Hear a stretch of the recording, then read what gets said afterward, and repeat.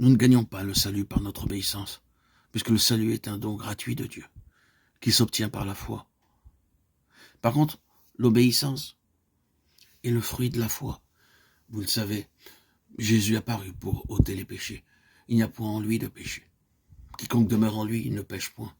Quiconque pêche ne l'a pas vu et ne l'a pas connu. 1 Jean 3, 5, 6. Là est la pierre de touche. Si nous demeurons en Jésus, si l'amour de Dieu demeure en nous, nos sentiments, nos pensées, nos desseins, nos actes seront conformes à la volonté de Dieu, telle qu'elle est exprimée dans les préceptes de sa sainte loi. Petits enfants, que personne ne vous séduise. Celui qui pratique la justice est juste. 1 Jean 3, 7. La justice est définie par la sainte loi de Dieu, énoncée dans les 10 préceptes donnés sur le mont Sinaï.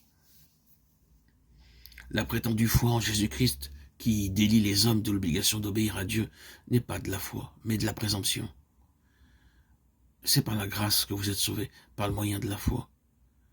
Mais la foi, si elle n'a pas les œuvres, elle est morte en elle-même. Éphésiens 2, 8, Jacques 2, 17. Avant son incarnation, Jésus disait de lui-même, « Je veux faire ta volonté, mon Dieu, et ta loi est au fond de mon cœur. » Psaume 49. Et au moment de remonter au ciel, il faisait cette déclaration, « J'ai gardé les commandements de mon Père et que je demeure dans son amour. » Jean 15, 10. Si nous gardons ces commandements, par là nous savons que nous l'avons connu, dit l'Écriture. Ce qui dit qu'il demeure en lui doit marcher aussi comme il a marché lui-même. 1 Jean 2, 3, 6. Christ aussi a souffert pour vous, vous laissant un exemple, afin que vous suiviez ses traces. 1 Pierre 2, 21. Les conditions de la vie éternelle sont aujourd'hui ce qu'elles ont toujours été, ce qu'elles étaient au paradis avant la chute de nos premiers parents. Une obéissance parfaite à la loi de Dieu, une justice parfaite. Si la vie éternelle était accordée à d'autres conditions, le bonheur de l'univers tout entier serait compromis. Le péché, tout son cortège de maux et de souffrances, serait immortalisé. Avant la chute, il était possible à Adam d'acquérir un caractère juste par l'obéissance à la loi de Dieu. Mais il échoua.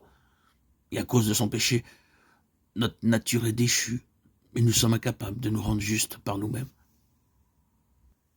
Étant mauvais, nous ne pouvons pas obéir parfaitement à une loi sainte. Nous ne possédons pas de justice personnelle qui nous permette de répondre aux exigences de la loi de Dieu. Mais Jésus-Christ nous a préparé une issue. Il a vécu sur la terre au milieu des mêmes épreuves et des mêmes tentations que nous. Il a vécu sans péché, il est mort pour nous et maintenant il s'offre à prendre sur lui nos péchés et à nous donner sa justice. Si vous vous donnez à lui et si vous l'acceptez comme votre sauveur, quelque coupable que votre vie ait pu être, vous êtes à cause de lui considéré comme étant juste.